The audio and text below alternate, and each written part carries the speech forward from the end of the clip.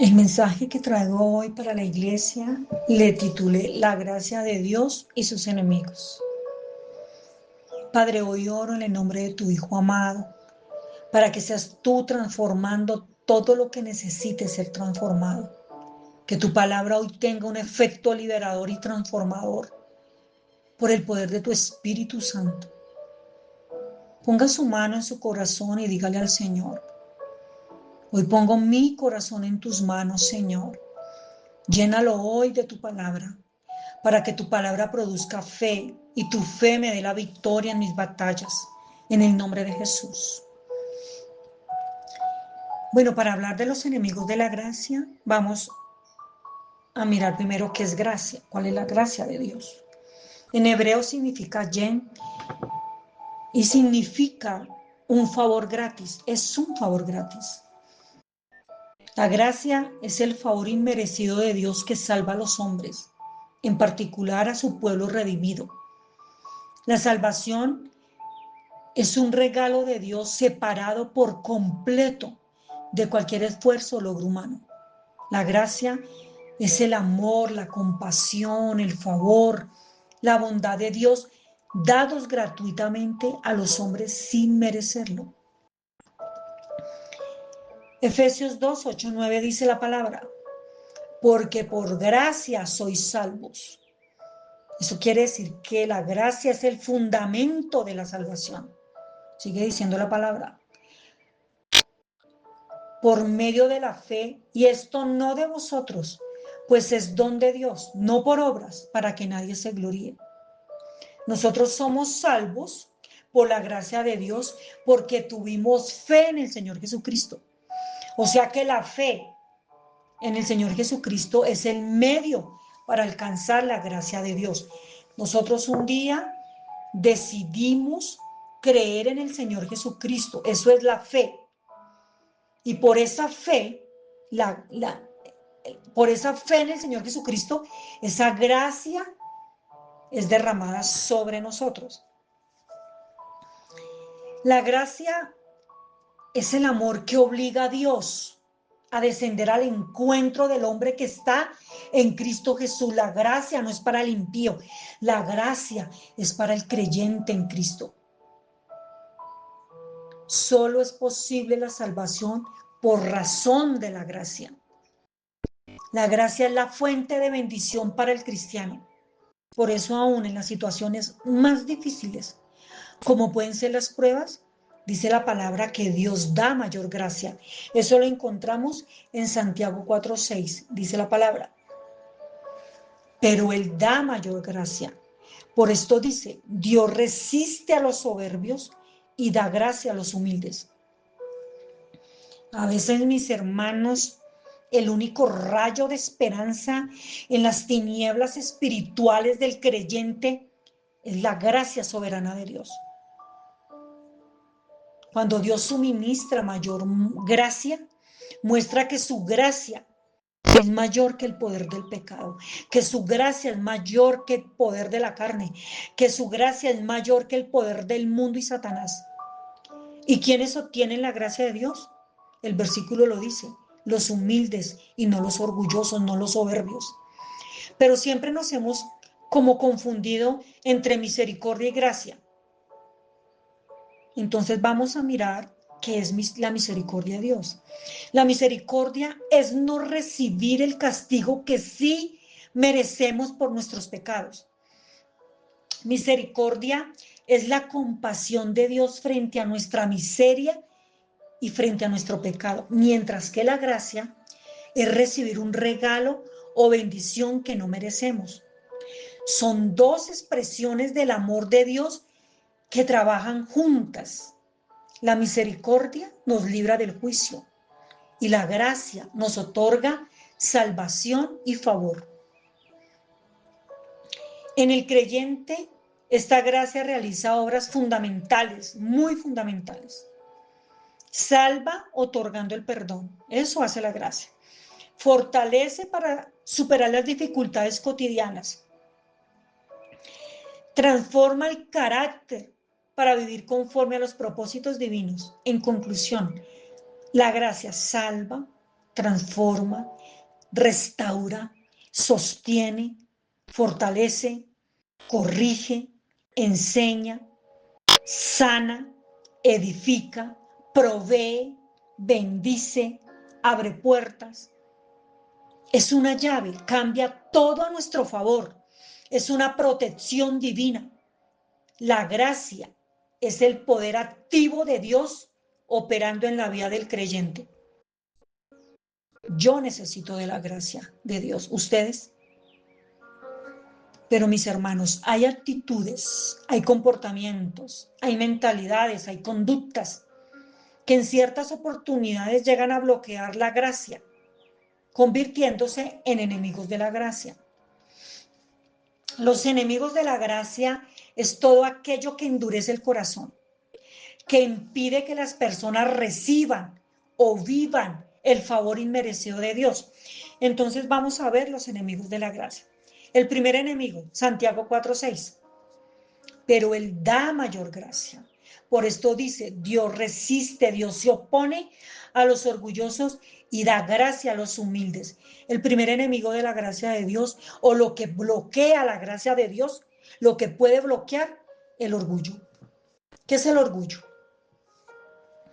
El orgullo es un enemigo de la gracia que nace de un corazón que, aunque recibe palabra en los cultos, en los devocionales, en los altares, en teleios, en el café con Dios, bueno, aunque recibe palabra de Dios, no le permite al Espíritu Santo transformar su mente y transformar su corazón y renovar su mente.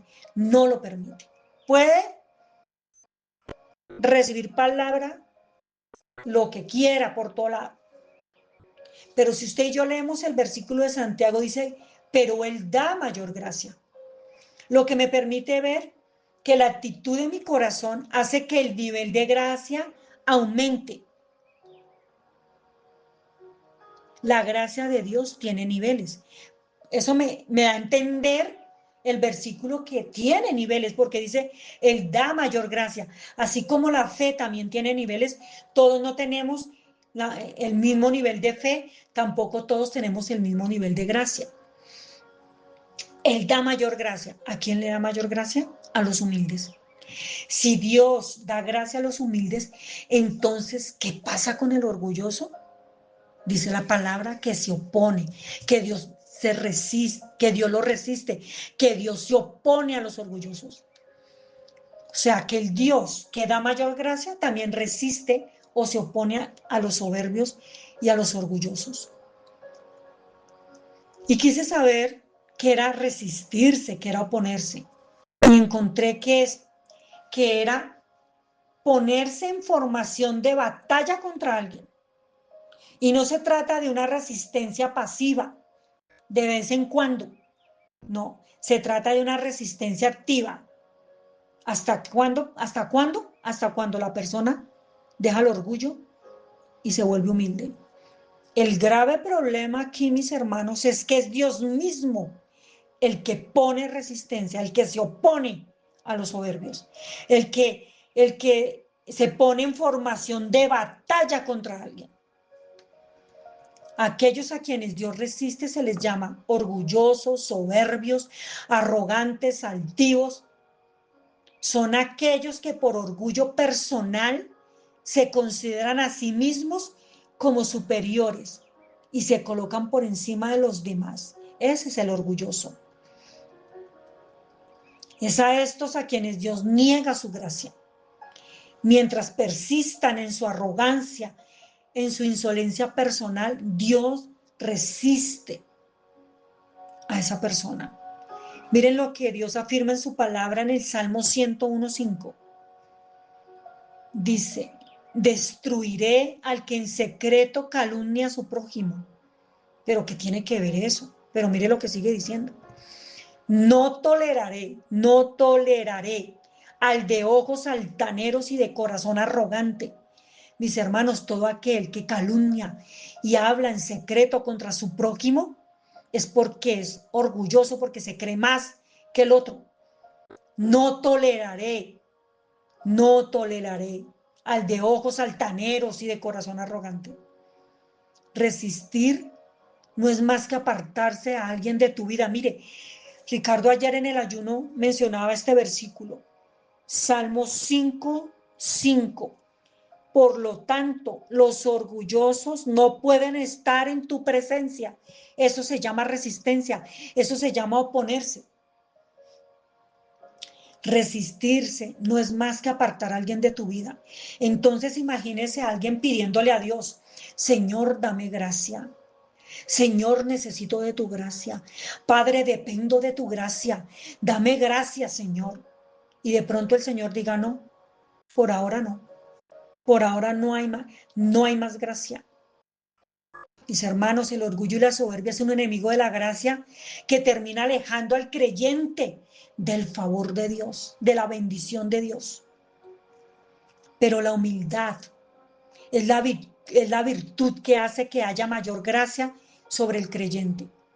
Eso me dice que todos tenemos gracia de Dios, pero como les decía, no todos tenemos el mismo nivel de gracia. Y sería muy bueno saber el nivel de gracia que hay sobre cada uno de nosotros, ¿verdad? Creo que nos sorprenderíamos. Según el nivel de orgullo o de humildad es el nivel de gracia. Proverbios 3:34 dice, y a los humildes dará gracia. En el Nuevo, en el Antiguo Testamento, usted va a encontrar que Dios dará gracia a los humildes. Entre más gracia sobre nuestras vidas, debemos responder con humildad y no con soberbia. Miren este ejemplo. En Daniel 4:30 al 37. Me parece tremendo, porque fue así como el rey Nabucodonosor le respondió a Dios. Él le respondió a toda la gracia y a todo el favor que Dios le había otorgado para construir una nación, para construir un reino. Él le respondió a esa gracia con soberbia. Él se jactó de su propio poder antes de que Dios lo humillara, haciéndolo vivir como un animal, hasta que él reconoció la soberanía divina. Miren, dice la palabra. Sin embargo, todas estas cosas le ocurrieron al rey Nabucodonosor. 12 meses más tarde, el rey caminaba sobre la terraza del palacio real en Babilonia y mientras contemplaba la ciudad dijo, miren, esta grandiosa ciudad de Babilonia. Edifiqué esta hermosa ciudad con mi gran poder para que fuera mi residencia real a fin de desplegar mi esplendor majestuoso. ¡Qué soberbia! ¿En dónde nombra a Dios? Mientras estas palabras aún estaban en su boca, se oyó una voz del cielo que decía, Rey Nabucodonosor, este mensaje es para ti. Ya no eres gobernante de este reino. Serás expulsado de la sociedad humana. Vivirás en el campo con los animales salvajes y comerás pasto como el ganado. O sea, humillado, mirando para el suelo todo el día. Durante 7 periodos de tiempo vivirás de esta manera hasta que reconozcas que el Altísimo gobierna los reinos del mundo y los entrega a cualquiera que él elija. Me parece tremendo porque él vivió 7 años como un animal salvaje comiendo pasto. Y dice la palabra que cuando se cumplió el tiempo, Nabucodonosor levantó los ojos al cielo, recuperó la razón, alabó a Dios y adoró al Altísimo y dio honra a aquel que vive para siempre. Es tremendo hasta que él no reconoció que todo ese reino que él había construido había sido por la gracia de Dios, no le fue devuelto el reino. Tremendo, ¿no? Nabucodonosor se llenó de orgullo. Él respondió con orgullo ante la gracia de Dios. ¿Cómo respondemos usted y yo a la gracia? ¿Cómo respondemos? Tal vez Dios le diga hoy, te puse en el púlpito y te bajas creyéndote mucho y ya no saludas a ciertos hermanos. Esos son ejemplos que estoy colocando. Eso es responder con orgullo a la gracia de Dios, porque es por gracia de Dios que podemos subir a un altar a predicar su palabra, a adorarle. Es por gracia de Dios.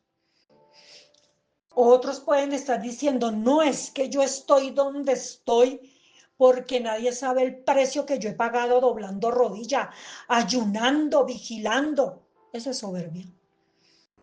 Mis hermanos, la soberbia y el orgullo se manifiestan por mérito. Yo hice, yo hago, yo tengo. Yo me gané. Otros pueden estar diciendo, yo me gané la posición que tengo, los bienes que tengo por mi esfuerzo. Mi familia es salva por mi intercesión. Si no fuera por las rodillas que yo doblo. No, mis hermanos, Dios responde es por gracia. No le estoy diciendo que deje de orar, que deje de ayunar, que deje de doblar rodillas. No, ningún precio que usted haya pagado es comparado con el precio que el Señor Jesucristo pagó en la cruz del Calvario. Cuando creemos que lo que tenemos, que lo que poseemos es por el precio que nosotros mismos hemos pagado, nos estamos desvinculando de la gracia de Dios. Mis hermanos, porque es por la gracia de Dios que usted y yo doblamos rodilla. Es por la gracia de Dios que tenemos salud. Es por la gracia de Dios que tenemos una empresa. Es por la gracia de Dios que tenemos un trabajo.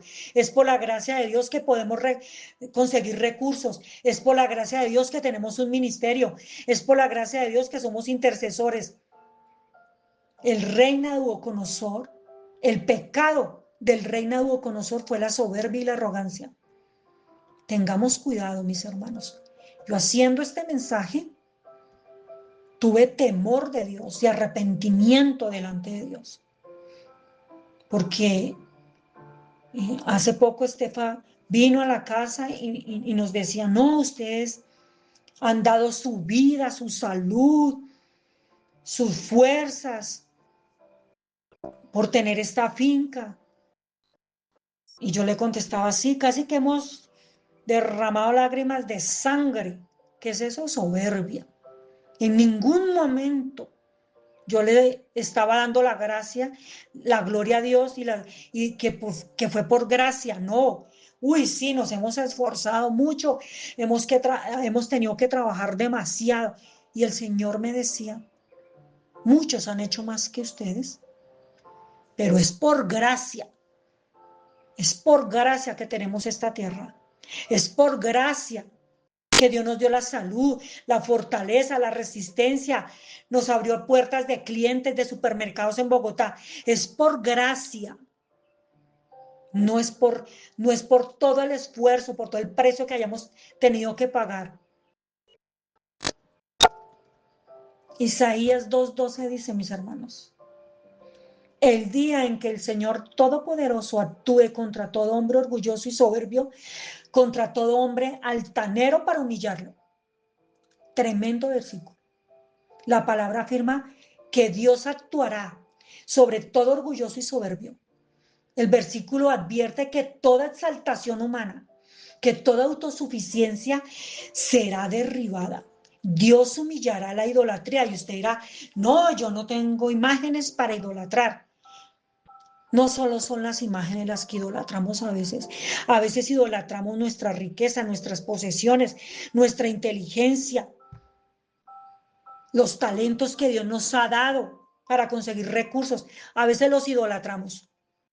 Y dice la palabra que Él humillará la idolatría y la riqueza y el orgullo para que Él solo sea exaltado.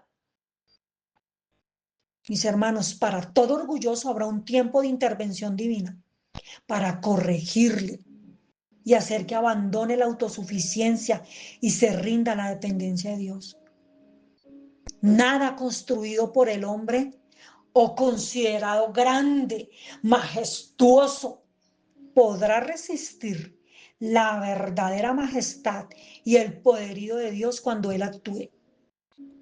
Creo, mis hermanos, que es un tiempo para reflexionar. Si hemos estado viviendo de manera orgullosa, soberbia, el Señor nos ha venido hablando en los ayunos de derribar nuestras estructuras del orgullo, de vaciar nuestra vasija del orgullo. Y hoy nos habla que el orgullo es un enemigo que bloquea su gracia. El Señor nos ama tanto por su infinita misericordia y su amor inagotable. El Señor no nos va a dejar así. Él tiene que tratarnos. La gracia, que siempre es mayor que el pecado, nos da un tiempo de oportunidad para arrepentirnos y para que desarrollemos la humildad, mis hermanos. Es bueno recordar, Proverbios 16:18, es bueno recordar que antes del quebrantamiento es la soberbia y antes de la caída, la altivez de espíritu. El Señor nos dará su gracia, nos dará un tiempo de oportunidad para que nos arrepintamos. La gracia de Dios, la gracia que Dios da a los humildes es tanto provisión espiritual, pero también provisión material. No solamente se está hablando de lo espiritual acá. ¿Usted quiere mayor gracia? Debemos revestirnos de humildad. Solo al humilde se le otorga esa gracia que lo sostiene en tiempo de prueba, esa gracia que necesita para alcanzar la santificación, esa gracia que necesita que le provea los recursos necesarios para el día a día. Podemos decir que esa gracia que colma al creyente de bendiciones es como una luz que le huye al orgulloso, pero que persigue al humilde. Oh Padre, que esa luz de gracia que persigue al humilde nos persiga a Dios. Dios da gracia a aquellos que se someten a su voluntad, a aquellos que confían en Él. Dios puede cambiar nuestra vida, mis hermanos, de la noche a la mañana. No le dé un centímetro al espíritu de incredulidad. No le permita que toque su mente y toque su corazón, que le haga dudar de la gracia de Dios. El Señor puede cambiar nuestra vida de la noche a la mañana, según como usted y yo respondamos a la gracia. Usted y yo debemos depender de la gracia de Dios. El orgullo no nos permite, no nos va a permitir reconocer nunca que dependamos de Dios y de su gracia. Creo que Dios nos está capacitando para movernos en su gloria a la comunidad profética de oración, pero sin que nuestro corazón esté lleno de orgullo. También creo que el orgullo no es solo enemigo de la gracia, sino también es un obstáculo para un avivamiento. No todos estamos listos para la manifestación del poder de Dios y su gloria, porque necesitamos vaciar esta vasija de barro del orgullo y de la soberbia, para que el aceite o la unción fluya. Algo tiene que romperse, algo debe vaciarse dentro de nosotros, y una de esas cosas es la soberbia, el orgullo, la altivez. Segundo enemigo de la gracia, el legalismo. Y ustedes dicen, no, pero nosotros no somos una iglesia legalista. Bueno, mis hermanos, miremos a ver. El legalismo es la actitud o creencia de que una persona puede salvarse mediante el estricto cumplimiento de la ley, mediante reglas humanas o rituales religiosos. Muchas veces hemos creído que el legalismo son las normas de vestir. Bueno, esa es un área del legalismo, pero realmente va más allá de normas para vestir dentro de la iglesia. Miren el versículo para este enemigo, para definir el enemigo número 2. Gálatas 5:4. Pues si ustedes pretenden hacerse justos ante Dios por cumplir la ley, han quedado separados de Cristo, han caído de la gracia de Dios. Yo dije, santo Dios, han caído de la gracia de Dios. Es una posición espiritual de privilegio estar en la gracia de Dios. Pero el legalismo hace que yo pierda esta posición espiritual y que yo caiga de la gracia de Dios. No solo eso, sino que me desligue de Cristo cuando creo que por cumplir la ley, por cumplir rituales religiosos, voy a ser salva. El pasaje enseña que intentar ganarse la salvación cumpliendo normas religiosas significa apartarme del sacrificio que el Señor Jesucristo hizo en la cruz. El legalismo es un enemigo de la gracia de Dios. Una vida bajo la ley es poner a Cristo de lado. Es preciso entender que el creyente no puede hacer nada válido, nada eficaz o provechoso desvinculado o separado del Señor Jesucristo. La palabra de Dios me dice que Él es la vid verdadera, que nosotros somos las ramas, que tenemos que permanecer unidos a Cristo, porque solo permaneciendo unido a Él yo puedo dar fruto y que yo no puedo hacer nada, nada sin Él. Quien pretenda alcanzar la salvación por esfuerzo propio, no logrará nada. No logrará nada. El legalista es aquel que abandona el sistema o la esfera de la gracia para pasar al de las obras. Creen que haciendo muchas obras van a ser salvos. No, mis hermanos, nosotros hacemos obras porque ya somos salvos, porque dentro de nuestro corazón está el amor de Cristo. Por eso somos movidos a hacer obras. Pero yo no puedo pretender hacer muchas obras y seguir pecando y creer que porque hago muchas obras voy a ser salva. La gracia es un sistema sobrenatural divino, mientras que las obras son un sistema meramente humano. Mire lo que dice Efesios 2, 8 al 9. Dios los salvó por su gracia cuando creyeron. Ustedes no tienen ningún mérito en eso. Es un regalo de Dios. La salvación no es un premio por las cosas buenas que hayan hecho, o sea, por las obras. Así que ninguno de nosotros puede jactarse de ser salvo.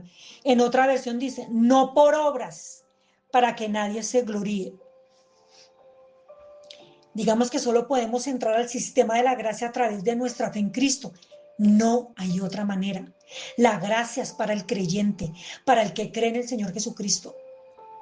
O sea que nosotros nos desligamos de Cristo y nos caemos de la gracia cuando creemos que es por obras que somos salvos, que es por cumplir la ley que somos salvos. Todo el que busca justificarse fuera de Cristo rompe con Cristo y por tanto cae de la gracia. Los que quieran que Dios los acepte por obedecer la ley rechazan el amor de Dios y dejan de estar unidos a Cristo. Pero ¿cuáles son esos rituales cristianos o costumbres o leyes del judaísmo? Una de esas es la circuncisión. Exigir este ritual a los cristianos no judíos para ser salvos.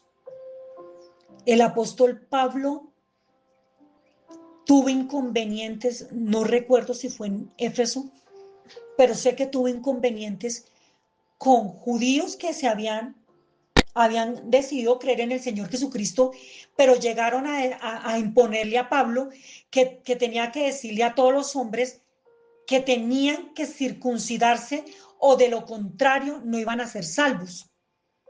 No, mis hermanos, la circuncisión es para el pueblo judío, no para nosotros.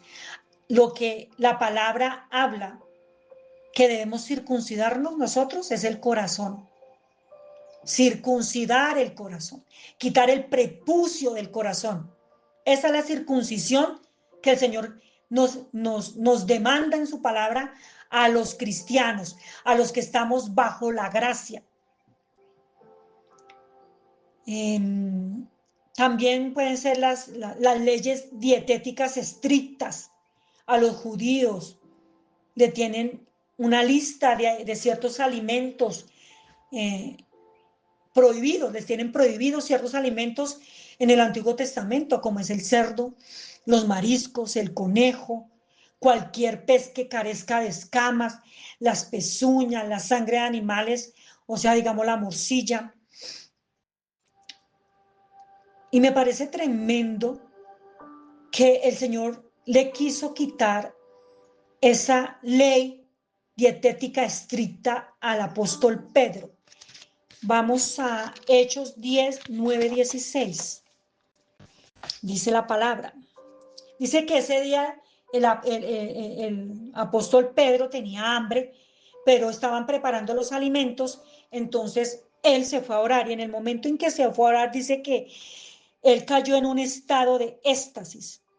Vio los cielos abiertos y algo parecido a una sábana grande que bajaba por sus 4 puntas. En la sábana había toda clase de animales, reptiles y aves. Luego una voz le dijo: levántate, levántate, Pedro, mátalos y come de ellos. Y Pedro contestó: no, no, Señor, jamás he comido algo que nuestras leyes judías declaren impuro e inmundo. Pero la voz de nuevo le dijo: no llames a algo impuro si Dios lo ha hecho limpio.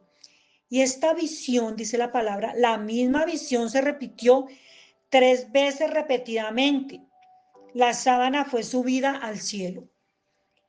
El Señor le quiso quitar esta ley, este legalismo a Pedro. Y él se negaba y se negaba. Se negó 3 veces. 3 veces le dio la misma visión.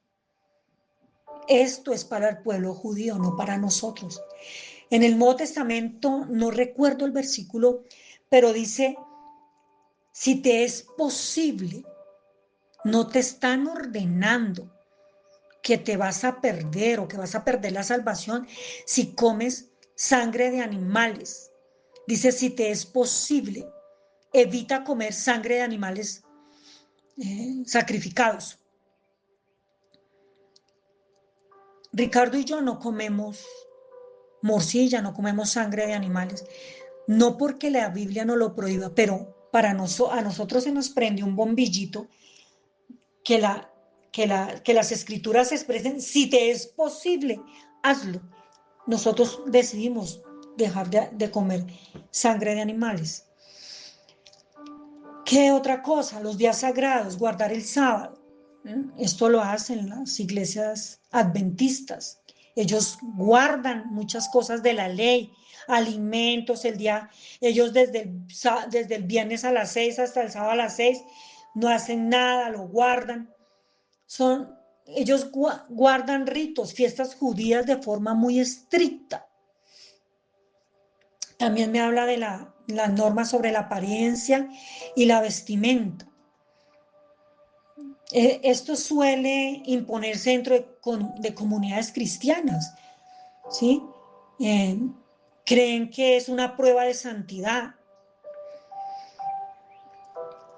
En 1 Timoteo 2, 9 al 10 nos habla la palabra que nos instan a que nos vistamos decorosamente, con pudor y modestia, ¿sí? Sí, está bien,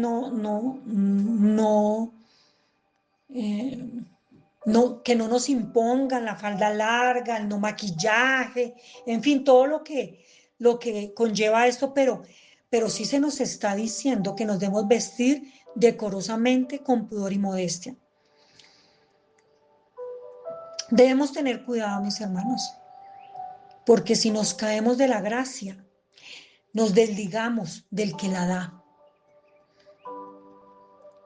Los legalistas, los fariseos, acusaban al Señor Jesucristo como transgresor de la ley. Lo acusaban por no lavarse las manos, lo acusaban por sanar el sábado, lo acusaban por violar la tradición. Cuando nosotros juzgamos imponiendo nuestras propias reglas o tradiciones humanas como si fueran mandamientos absolutos, estamos juzgando desde el legalismo, ignorando la gracia.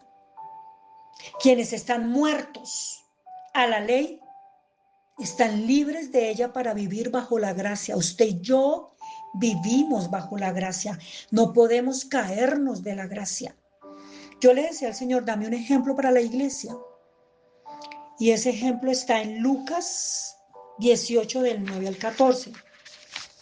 Lucas 8, perdón, 18, del 9 al 14.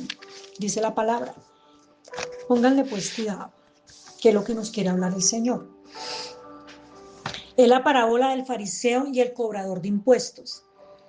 Luego Jesús contó la siguiente historia a algunos que tenían mucha confianza en su propia rectitud y despreciaban a los demás. Dos hombres fueron al templo a orar. Uno era fariseo y el otro era un despreciado cobrador de impuestos. El fariseo, de pie, apartado de los demás, hizo la siguiente oración. Te agradezco, Dios, que no soy como otros tramposos, pecadores, adúlteros. Para nada soy como ese cobrador de impuestos. Ayuno 2 veces a la semana y te doy el diezmo de mis ingresos. Soberbia. Él estaba orando desde el legalismo. Yo cumplo con el ayuno, cumplo con el diezmo, pero no tenía amor, no tenía arrepentimiento genuino. ¿Sí? Desde el orgullo, yo no soy como esos otros pecadores tramposos, adúlteros. Para nada soy como ese cobrador de impuestos, como ese despreciado cobrador de impuestos. En cambio, el cobrador de impuestos se quedó a la distancia y ni siquiera se atrevía a levantar la mirada al cielo mientras oraba, sino que golpeó su pecho en señal de dolor mientras decía, oh Dios, ten compasión de mí porque soy un pecador. El fariseo, lleno de orgullo, oró desde su legalismo, desde su orgullo, mientras que el cobrador de impuestos se humilló y se arrepintió delante de Dios. Mis hermanos, lo que es el juzgamiento, el espíritu de juzgamiento y el legalismo van de la mano. A veces nos apresuramos juzgando al hermano. A veces nos apresuramos juzgando y señalando. Tengamos mucho cuidado de no caer de la gracia de Dios. Tercer enemigo. La raíz de amargura. Dice la palabra en Hebreos 12:15. Cuídense unos a otros. O sea, aquí me están llamando a ser guarda de mi hermano. Cuídense unos a otros para que ninguno de ustedes deje de recibir la gracia de Dios. Tengan cuidado de que no brote ninguna raíz venenosa de amargura, la cual los trastorne a ustedes y envenene a muchos. Una raíz de amargura es un rencor profundo, es un resentimiento oculto que nace de una ofensa no resuelta. Si no se arranca a tiempo, este sentimiento crece silenciosamente como una planta venenosa, destruyendo la paz interior de la persona y contaminando todas sus relaciones. Me parece tremendo que el versículo dice, cuídense unos a otros.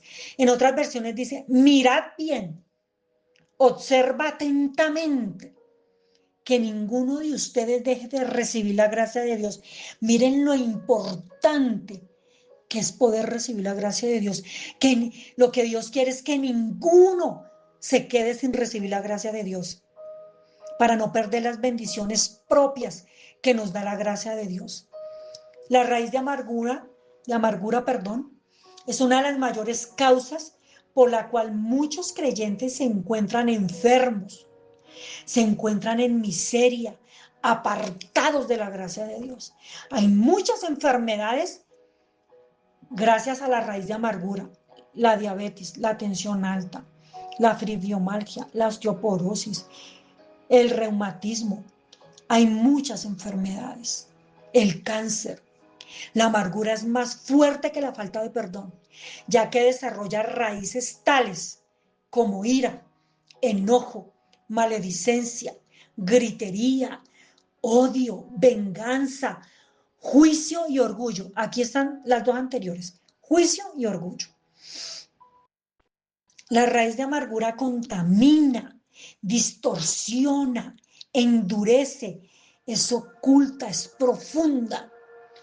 Comienza en el corazón como una decepción o injusticia que se repite una y otra vez en la mente hasta echar raíces. Es contagiosa. La persona con raíz de amargura tiene la capacidad de llegar a un ambiente y dañar toda la atmósfera. Se manifiesta a través de palabras hirientes, actitudes críticas, de enojo. La Biblia advierte que contamina a muchos, afectando a la comunidad, afecta a la iglesia, afecta a la familia, afecta a nuestros seres con los cuales vivimos, a nuestros seres amados. Nace de la falta de perdón. Ahí nace la raíz de amargura. Surge cuando alguien se aferra a una ofensa en lugar de entregarla a la gracia y al perdón de Dios. Se aferra a la ofensa. Suelte esa ofensa. Suelte hoy a cada persona que lo hirió, que lo abandonó, que lo rechazó, que lo maltrató. Suelte, suelte, no se aferre a esas ofensas. No permita que su mente parezca un ciclo repetitivo, acordándose de todo el desprecio y rechazo que le hacen. La raíz de amargura es un severo resentimiento que viene a ser el veneno del alma y va contaminando todo hasta que destruye el propósito de Dios en la vida del creyente. ¿Cuál es el antídoto? El antídoto bíblico frente a la raíz de amargura es el perdón activo, no lo apague, no apague el interruptor, es activo, siempre esté prendido, que siempre esté activo ese espíritu de perdón y de renovación de la mente.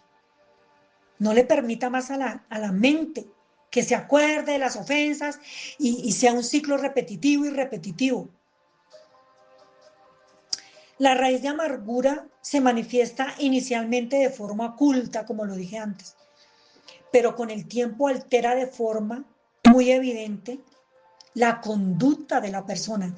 Mírelo, empieza en el corazón, luego altera la forma de conducta de la persona, altera la forma de hablar, sus actitudes.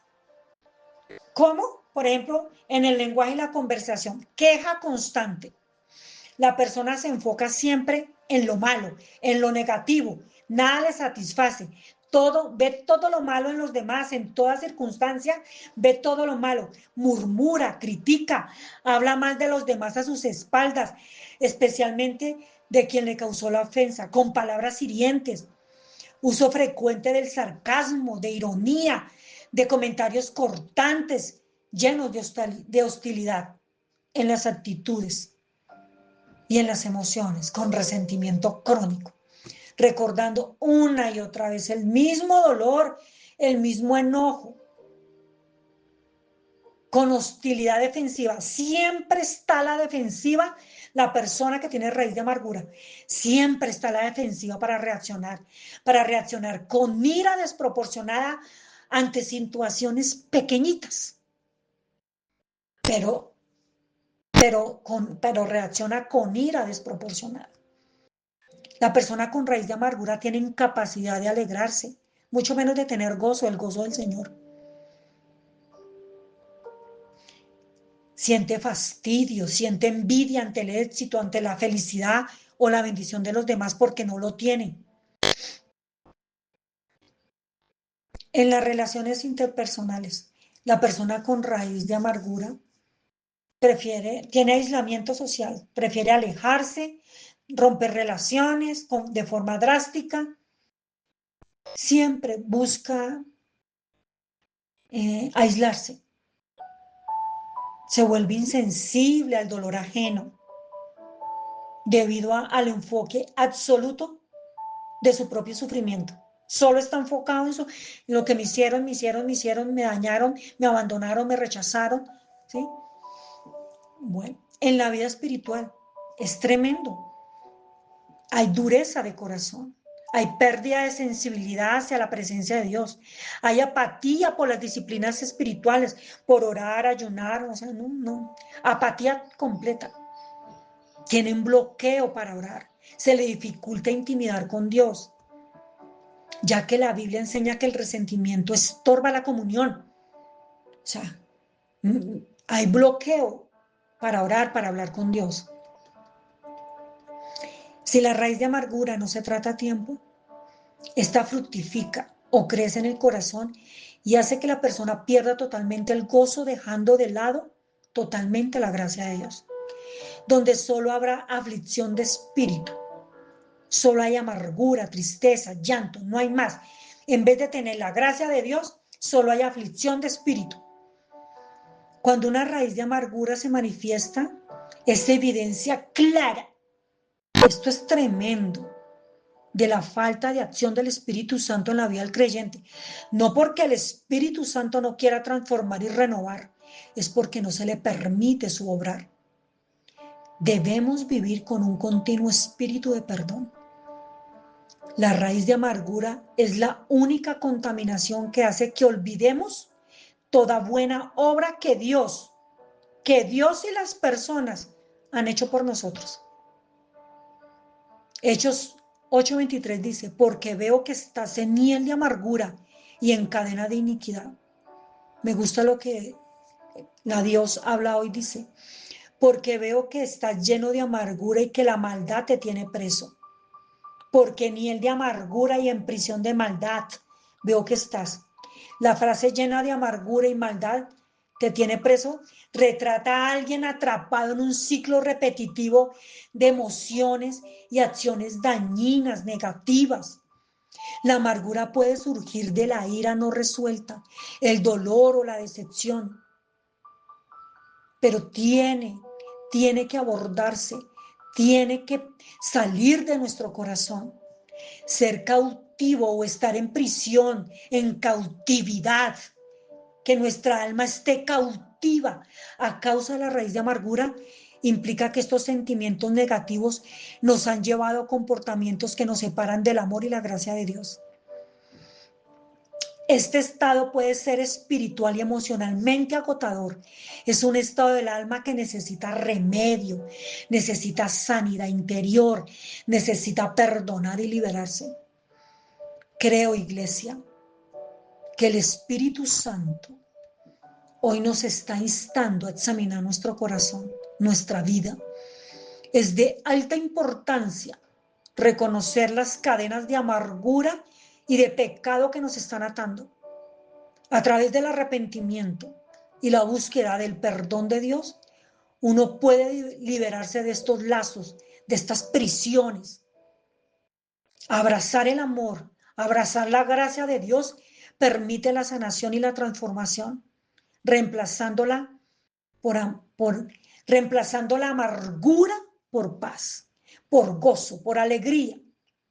Este mensaje, mis hermanos, es un recordatorio del poder del amor de Dios para restaurar, renovar nuestra alma, nos está ofreciendo una esperanza, un camino hacia la libertad espiritual para todos los que la buscan. La palabra de Dios en Efesios 4:31 al 32 dicen, libérense, libérense. Esto no es por arte de magia, tenemos que trabajarle al alma, tenemos que trabajarle a nuestra alma, a nuestra mente. Libérense de toda amargura, de furia, de enojo, palabras ásperas, libérense de calumnias, de toda clase de mala conducta. Por el contrario, sean amables unos con otros, sean de buen corazón, perdónense unos a otros, tal como Dios los ha perdonado a ustedes por medio de Cristo. Lo hermoso, mis hermanos, es que hay un trono de la gracia. Cuando yo entendí este versículo en Hebreos 4:16, no he dejado de orar, no he dejado de acercarme al trono de la gracia, porque dice, así que acerquémonos con toda confianza al trono de la gracia de nuestro Dios.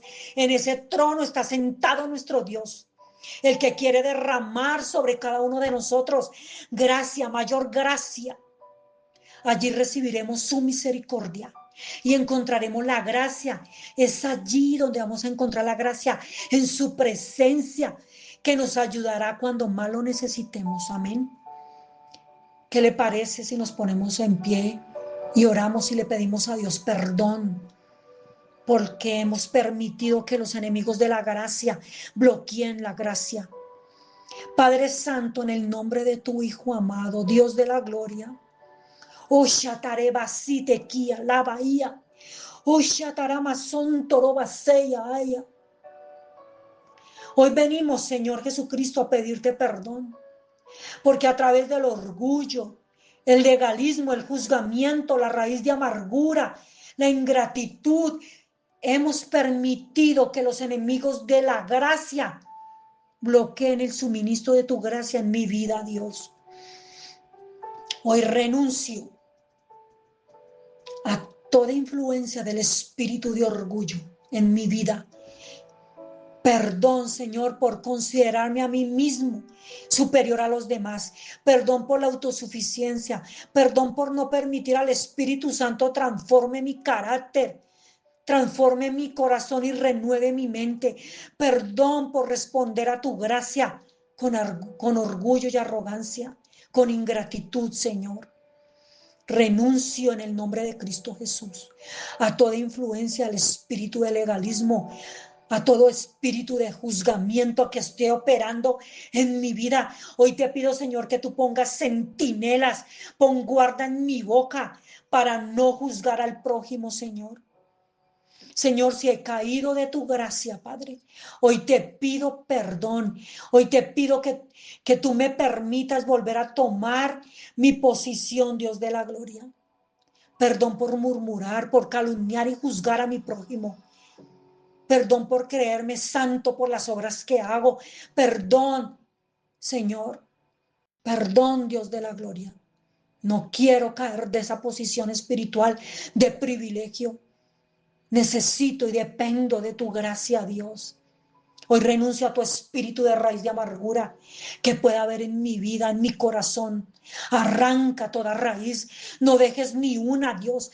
Te doy permiso, Espíritu de Dios, de arrancar toda raíz, todo dolor, todo enojo, toda ira, Dios de la gloria de mi corazón.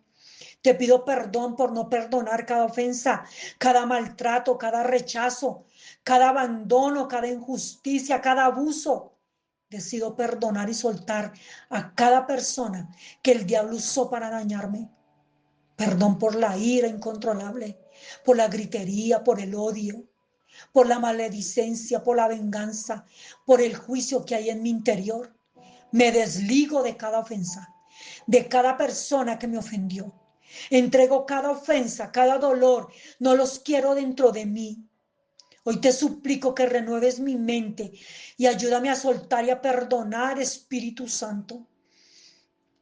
Perdón por la murmuración, por solo ver lo negativo, por prestarle mi boca al diablo y hablar con odio, hablar con resentimiento, con sarcasmo, con ironía, con soberbia. Renuncio a estar siempre a la defensiva, a permitir que la raíz de amargura endurezca mi corazón. Hoy te suplico que arranques ese corazón de piedra, Padre. Arráncalo y dame uno de carne para obedecer tu palabra, para ser sensible a la voz de tu espíritu. Te lo suplico, Señor, por tu amor a tu nombre. Libérame hoy de toda cautividad, de toda prisión de orgullo, legalismo y raíz de amargura. Rompe las cadenas que atan mi alma. Hoy decido recibir tu perdón. Hoy decido abrazar tu gracia. Hoy decido abrazar tu amor inagotable, Señor. Le cierro la puerta de mi vida a cada enemigo de la gracia de Dios y declaro que los cerrojos de mis puertas son de hierro y son de bronce, que el Dios de la gracia, el Dios eterno, es mi refugio y sus brazos eternos me sostienen. Creo que aunque ande en medio de aflicción, Él me vivificará y extenderá su brazo de poder contra la ira de mis enemigos. Y su diestra me salvará y me dará la victoria y me llenará de gracia, Señor, en el nombre poderoso de Jesús, Señor. Amén y amén. Le damos la gloria y la honra a nuestro Señor Jesucristo. Amén.